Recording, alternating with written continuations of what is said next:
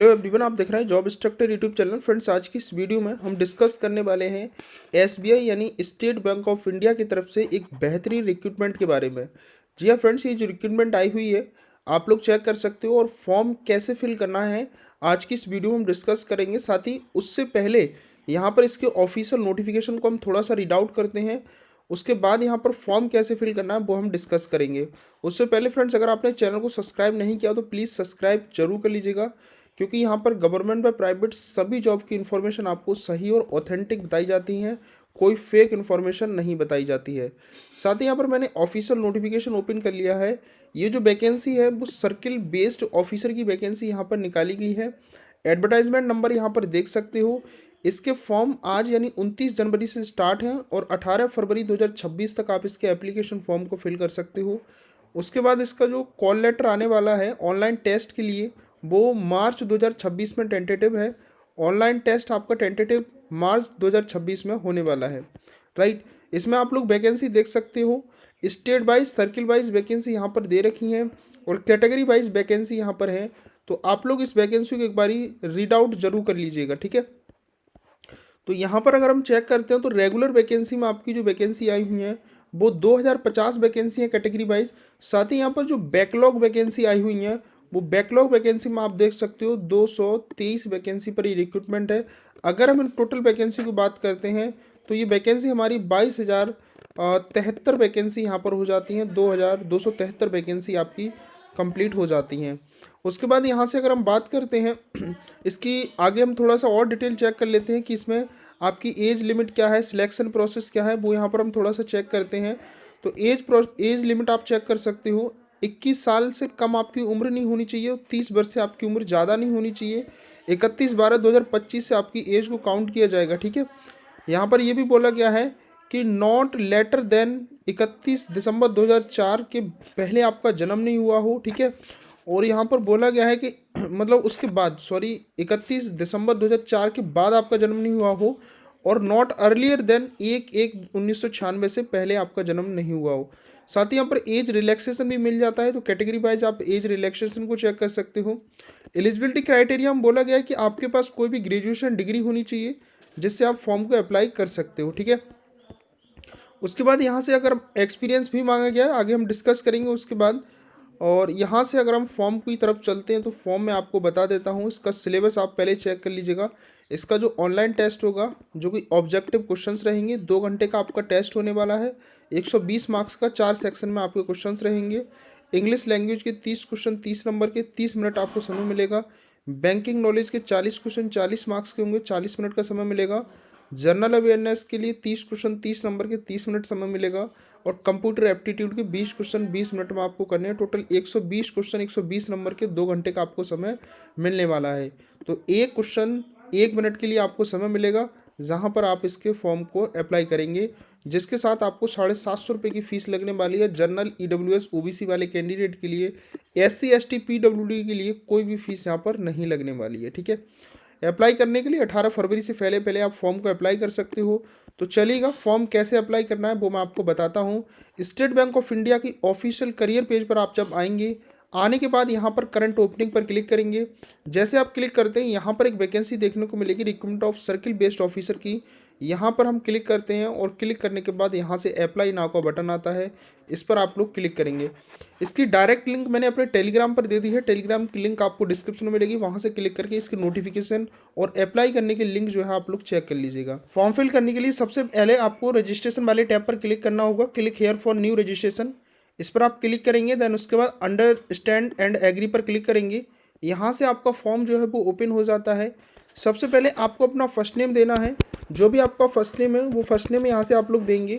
उसके बाद confirm first name करेंगे।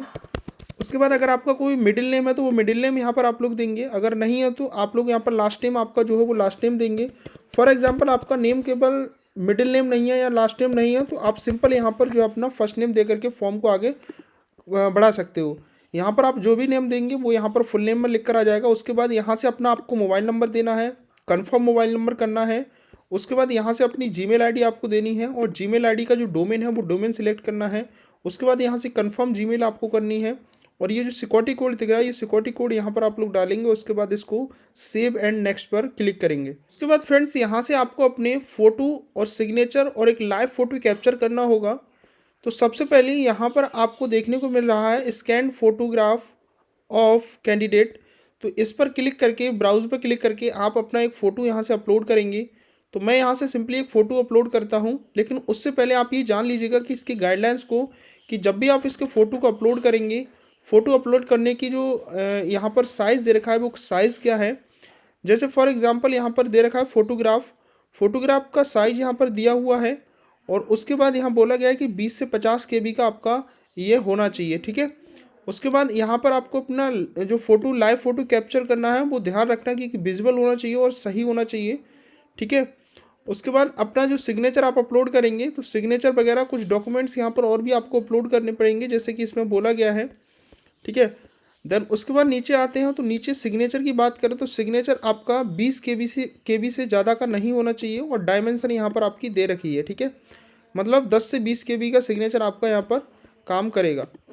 उसके बाद यहाँ से अपना एक फ़ोटो अपलोड करना है, ब्राउज़ पर आपको क्लिक करना है।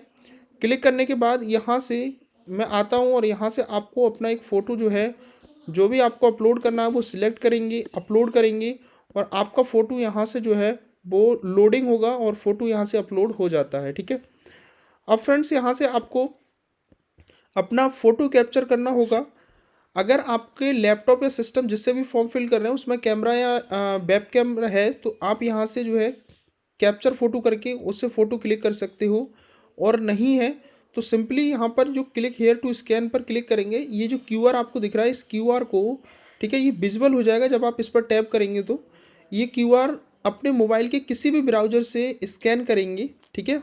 स्कैन करने के बाद यहाँ पर ओपन हो जाएगा एसबीआई का फ़ोटो कैप्चर करने के लिए आपके फ़ोन में।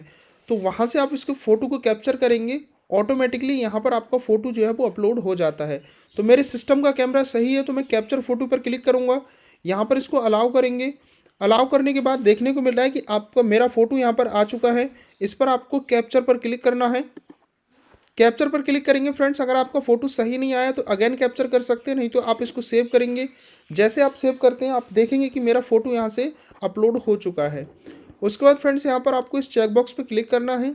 उसके बाद बोला गया है कि आपको सिग्नेचर अपलोड करने हैं जो कि कैपिटल लेटर में नहीं होने चाहिए और ब्लॉक लेटर में आपका सिग्नेचर नहीं होना चाहिए, ठीक है।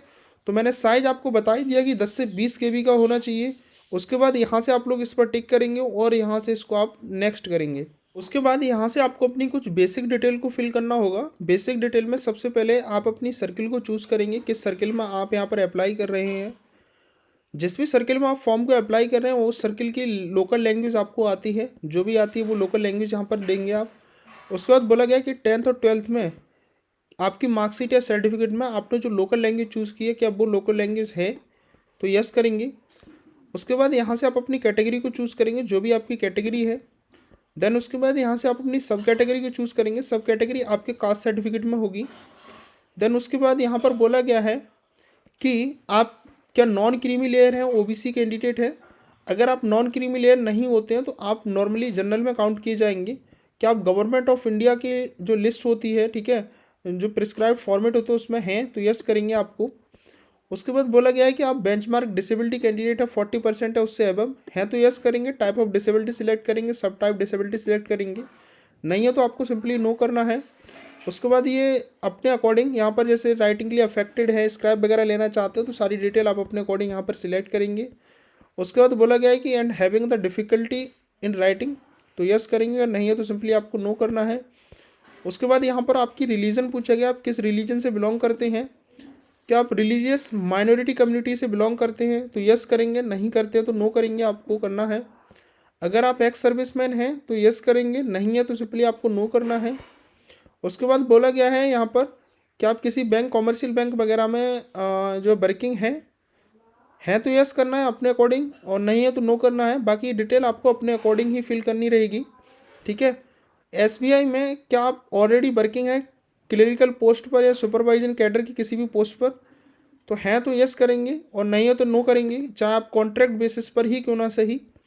उसके बाद बोला गया है आप स्टेट बैंक ऑफ इंडिया के या एसोसिएट बैंक में कोई एम्प्लॉय हैं, चाहे कॉन्ट्रैक्ट बेस या किसी भी पोस्ट पर, तो अपने अकॉर्डिंग यहाँ पर येस नो सिलेक्ट करेंगे।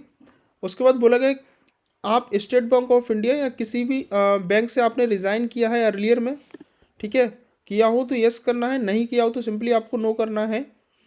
उसके बाद बोला गया है कि आपके जो भी कैरेक्टर के रिगार्डिंग कोई रिपोर्ट, ठीक है, एडवर्स की गई है बैंक द्वारा। उसके बाद आपकी सिविल लोन या क्रेडिट के अकॉर्डिंग ख़राब हुई है या उस पर सिविल पर कोई इफेक्ट हुआ है तो यस करेंगे, नहीं हुआ तो सिंपली आपको नो करना है। उसके बाद state of UT examination centre आपको चूज़ करना है कि एग्जामिनेशन सेंटर आप कहाँ पर लेना चाहते हैं, ठीक है। स्टेट कोड यहाँ पर आ जाएगा ऑटोमेटिकली। सेंटर ऑफ एग्जामिनेशन कि आप कहाँ पर इसका सेंटर लेना चाहते हैं वो यहाँ पर सिलेक्ट करेंगे। उसके बाद फ्रेंड्स यहाँ पर बोला गया है कि इंडिकेट फॉलोइंग द एक आईडी कार्ड आपको देना होगा, ठीक है। आईडी कार्ड के लिए यहाँ पर आपको पासपोर्ट दे सकते हो, आधार कार्ड दे सकते हो, PAN card, driving licence, voter ID, bank passbook दे सकते हो, ड्यूली द असिस्टेड फोटोग्राफ के साथ होनी चाहिए। फोटो आईडी प्रूफ दे सकते हो जो government of India official authorise हो। तो यहाँ पर आप आधार कार्ड सिलेक्ट करेंगे तो आधार कार्ड आपको देना होगा। ध्यान रखना कि जो भी सर्टिफिकेट आप यहाँ पर देंगे जब आप एग्ज़ाम देने जाएंगे तो वो सर्टिफिकेट आपके पास होना मैंडेटरी है। ऐसा ना करें कि आपने आधार कार्ड दे दिया, आधार कार्ड नंबर डाल दिया और आपके पास आधार कार्ड लेकर नहीं जाए, पैन कार्ड लेकर जा रहा, आपको एग्ज़ाम नहीं देने दिया जाएगा, ठीक है। तो आप अपने अकॉर्डिंग सही से डिटेल को फिल करेंगे। यहाँ से आप अपनी जन्मतिथि चूज़ करेंगे, जो भी आपकी डेट ऑफ बर्थ है। डेट ऑफ बर्थ चूज़ करने के बाद फ्रेंड्स आपको नेक्स्ट यहाँ से चूज़ करना है अपना जेंडर, कि आपका जेंडर क्या है। उसके बाद अगर आप जुड़वा भाई बहन हैं तो यस करेंगे, मेल है फीमेल है जुड़वा वो आपको बताना है और उसका नाम आपको देना है, तो सिंपली नहीं है तो नो करना है। मैरिड या अनमैरिड की डिटेल आपको देनी होगी। अपने फादर का नेम देना है, ठीक है। अपने फादर का फर्स्ट नेम देना है, अपने फादर का मिडिल नेम हो तो मिडिल नेम देना है, अपने फादर का लास्ट नेम हो तो लास्ट नेम देना है। उसके बाद अपनी मदर का फर्स्ट नेम, अपनी मदर का मिडिल नेम, अपनी मदर का लास्ट नेम, तो आप अपने अकॉर्डिंग ही दे दीजिएगा जैसे भी नाम है। उसके बाद यहाँ पर अपना कॉरेस्पॉन्डेंट एड्रेस आपको देना होगा। उसके बाद यहाँ से अपना परमानेंट एड्रेस आपको देना होगा। अगर आपका कॉरेस्पॉन्डेंट एड्रेस और परमानेंट एड्रेस सेम है तो इस पर टिक करेंगे। ऑटोमेटिकली जो कॉरेस्पॉन्डेंट एड्रेस डिटेल पर आप सिलेक्ट करेंगे वो डिटेल यहाँ पर ऑटोमेटिकली फैच होकर यहाँ पर पेस्ट हो जाती है, ठीक है। तो इस तरह से जैसे मैंने यहाँ पर स्टेट चूज़ किया तो स्टेट यहाँ पर आ गया ऑटोमेटिकली। अगर दोनों अलग अलग हैं तो इस बॉक्स पर आपको टिक नहीं करना, दोनों अलग अलग डिटेल आपको फिल करनी होगी। जीएसटी इनवॉइसिंग के लिए फ्रेंड्स यहाँ पर कोई भी एक चूज़ कर सकते हो। उसके बाद यहाँ से वैलिडेट करेंगे और उसके बाद सेव एंड नेक्स्ट करेंगे। अगर इसको वैलिडेट नहीं करते हो तो आपका ये फॉर्म नेक्स्ट नहीं होगा।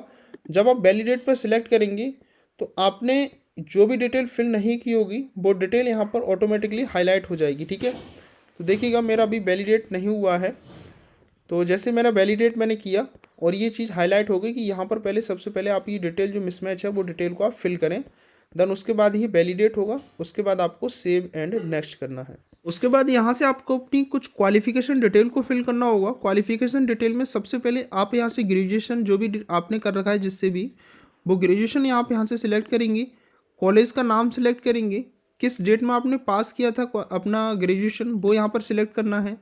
कितना परसेंटेज है वो यहाँ पर सिलेक्ट करेंगे और यहाँ से class, grade, first class, second class जो भी है वो यहाँ पर आप लोग सिलेक्ट करेंगे। उसके बाद इंटीग्रेटेड डुअल डिग्री आपके पास है तो वो यहाँ से आप लोग सिलेक्ट करेंगे। पोस्ट ग्रेजुएशन डिटेल है तो वो सिलेक्ट कर देंगे। बेसिकली इस पोस्ट के लिए केवल ग्रेजुएशन ही मांगा गया है तो आप ग्रेजुएशन से फॉर्म को फिल करके नेक्स्ट कर सकते हैं। उसके बाद यहाँ पर कम से कम 2 साल का एक्सपीरियंस यहाँ पर मांगा जा रहा है कि आपके पास कम से कम 2 साल का एक्सपीरियंस होना चाहिए, जैसा कि इस नोटिफिकेशन में बोला गया है, ठीक है। उसके बाद फ्रेंड्स यहाँ पर आपको इस पर यस करना है। अगर आप नो करेंगे तो इस फॉर्म को आप अप्लाई नहीं करेंगे, ये फॉर्म नेक्स्ट नहीं होगा। उसके बाद बोला गया है कि अगर आप कहीं पर प्रेजेंट वर्किंग है तो अपने अकॉर्डिंग यहाँ पर प्रेजेंटली वर्किंग में यस करेंगे और यहाँ पर भी वर्किंग है वो वर्किंग डिटेल आप यहाँ पर देंगे। क्योंकि एक्सपीरियंस मांगा गया है तो आपको ये सिलेक्ट करना होगा और बताना होगा कि आप वर्किंग कहाँ पर हैं, कहाँ पर आपने जॉब की है, किस सेक्टर में आपने जॉब की है, वो यहाँ पर आपको देना रहेगा, ठीक है। देन उसके बाद यहाँ से आपका टोटल एक्सपीरियंस आ जाएगा कि कितने महीने का आपके पास एक्सपीरियंस है। अगर आप प्री एग्जाम ट्रेनिंग लेना चाहते हो तो अपने according SC ST OBC PWD candidate के लिए है तो अपने अकॉर्डिंग यहाँ पर यस नो करेंगे। लोकल लैंग्वेज आपको जो भी आपने सिलेक्ट की थी स्टार्टिंग में आपको लिखनी, पढ़नी, बोलनी आती है तो यस करेंगे। कोई दूसरी लैंग्वेज आती है तो इस पर क्लिक करके आपको अपना अकॉर्डिंग यहाँ पर डिटेल देनी होगी।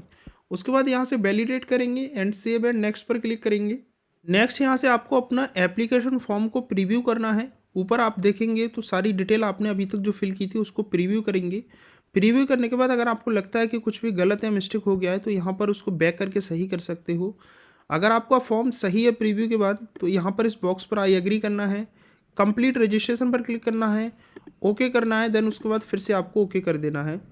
तो फिर यहाँ से आपका फॉर्म जो है वो हो जाता है अपलोड और आपको कुछ अपने अभी डॉक्यूमेंट्स रह जाते हैं। डॉक्यूमेंट्स में सबसे पहले आपने स्टार्टिंग में मैंने फॉर्म फिल करते हुए बताया कि आप आधार कार्ड, पैन कार्ड, जो भी डिटेल सिलेक्ट करेंगे डॉक्यूमेंट, वो आपको पेपर के दौरान ले जाना पड़ेगा आईडी प्रूफ। तो मैंने आधार कार्ड सिलेक्ट किया था, तो आधार कार्ड दोनों साइड के यहाँ पर आपको अपलोड करना रहेगा, ठीक है। आधार कार्ड के बाद आपको अपना डेट ऑफ बर्थ प्रूफ के लिए एक सर्टिफिकेट अपलोड पीडीएफ करनी पड़ेगी, जिसमें आप 10th की मार्कशीट भी अपलोड कर सकते हो। उसके बाद जॉब प्रोफाइल, आपने जो भी एग्जिस्टिंग प्रीवियस एम्प्लॉयर थे, आपने एक्सपीरियंस, क्योंकि इसमें मांगा गया है, तो एक्सपीरियंस जो भी आपने डाला था वो एक्सपीरियंस की पीडीएफ यहाँ पर अपलोड करेंगे। ब्रीफ रिज्यूम आप यहाँ से अपलोड करेंगे अपना, ठीक है। ये सभी फॉर्मेट आपको पीडीएफ में ही अपलोड करने हैं। एजुकेशन क्वालिफिकेशन में यहाँ पर आपको अपनी डिग्री जो भी थी वो अपलोड करनी होगी। उसके बाद एक्सपीरियंस सर्टिफिकेट में यहाँ पर आपको अपॉइंटमेंट जॉब लेटर जो भी था, ठीक है, आपने पहले जो जॉब की थी उसमें अपॉइंटमेंट लेटर मिला होगा या जॉब ऑफर लेटर मिला होगा या आपके पास एक्सपीरियंस लेटर होगा, वो अपलोड करना होगा। आईटीआर का फॉर्म 16 होता है, वो पीडीएफ यहाँ से अपलोड करनी होगी। सैलरी स्लिप अपलोड करनी होगी। लेफ्ट हैंड थंब इम्प्रेशन आपको अपलोड करना होगा और लेफ्ट हैंड रिटन डिक्लेरेशन आपको यहाँ से अपलोड करना है। उसके बाद ये कैप्चा कोड डालने के बाद आपको सेव एंड नेक्स्ट करना है। तो ये ढेर सारे डॉक्यूमेंट्स आपको अपलोड करने हैं। एक चीज़ और आती है, आपको हैंड रिटन डिक्लेरेशन अपलोड करने के लिए कौन सा हैंड रिटन डिक्लेरेशन हमें अपलोड करना है, वो यहाँ पर आप लोग जब इसके ऑफिशियल नोटिफिकेशन पर आते हैं, ठीक है, तो यहाँ से आप लोग चेक करेंगे तो एक यहाँ पर डिक्लेरेशन देखने को मिलेगा यहाँ पर, ठीक है। ये अब मैंने हाईलाइट कर दे रहा हूँ इसको, ये चीज़ आपको अपलोड करनी है। यहाँ पर ये इतना ऐसा जो हाईलाइटेड है, इतना एक ब्लैंक सादा कागज़ पर आपको लिखना है, ठीक है। प्लेन कागज़ पर अपने पेन से लिखना है। ये अपनी हैंड रिटन लिखनी है आपको। यहाँ पर लिखा है कि आई, अपना name, hereby declare that all information submitted by me documents form is correct, true and valid, I will present the supporting documents and as and when required, ठीक है। तो ये डॉक्यूमेंट सेलेक्ट करना है। तो मेरे पास एक मैंने हैंड रिटन डिक्लेरेशन लिख रखा है। तो ये जो हैंड रिटन डिक्लेरेशन है, मैं आपको यहाँ से एक बार इसको दिखा देता हूँ, ठीक है। तो ये है कुछ इस तरह का, अपनी आपको हैंड राइटिंग में लिखना रहेगा इसको, ठीक है। लिखने के बाद यहाँ से ओके करेंगे और ओके करेंगे तो ये अपलोड हो जाता है, ठीक है। तो इस तरह से आपको अपने सभी डॉक्यूमेंट्स को अपलोड करना है। सेव एंड नेक्स्ट पर क्लिक करना है। फिर आपकी जो फीस रहेगी वो फीस यहाँ से आपको नेक्स्ट पेमेंट कर देनी है, ठीक है। अब आपका यहाँ से कुछ नहीं होगा, ये सारे डॉक्यूमेंट्स आपको अपलोड करने हैं। उसके बाद ऑप्शन एक रह जाता है पेमेंट का। तो जो भी पेमेंट यहाँ पर लगने वाली है वो पेमेंट यहाँ पर जो है पेमेंट पूरी पेमेंट करेंगे। पेमेंट करने के बाद यहाँ से आपका फॉर्म जो है वो कंप्लीट हो जाता है। पेमेंट में फ्रेंड्स 750 रुपये ओबीसी, ईडब्ल्यू जनरल वाले कैंडिडेट के लिए भरनी है। अगर आप SC ST PWD हैं तो कोई फीस यहाँ पर आपकी लगने वाली नहीं है, ठीक है। तो ये 750 रुपये मेरी फीस आ रही, क्योंकि मैंने BC से फॉर्म फिल किया है तो OBC से। तो यहाँ पर पेमेंट मैं फिल करूँगा, क्योंकि यहाँ पर आप नेक्स्ट करेंगे तो पेमेंट आपको देना होगा। तो आप लोग पेमेंट कर दीजिएगा, ठीक है। अब पेमेंट करने के बाद फ्रेंड्स यहाँ से आप नेक्स्ट आते हैं। नेक्स्ट आने के बाद यहाँ से अब आपको इसका प्रिंट आउट लेना है। तो प्रिंट आउट के लिए आप login for already registered candidate पर क्लिक करेंगे। आपके मोबाइल नंबर और आपकी ईमेल पर एक रजिस्ट्रेशन नंबर और एक पासवर्ड भेजा गया है, ठीक है। वो पासवर्ड और रजिस्ट्रेशन नंबर डाल करके, ये सिक्योरिटी कोड डाल करके सबमिट करेंगे। फिर यहाँ से आपको अपना एक प्रिंट आउट ले लेना है, ठीक है। तो इस तरह से आपको अपने एप्लीकेशन फॉर्म को फिल करना है।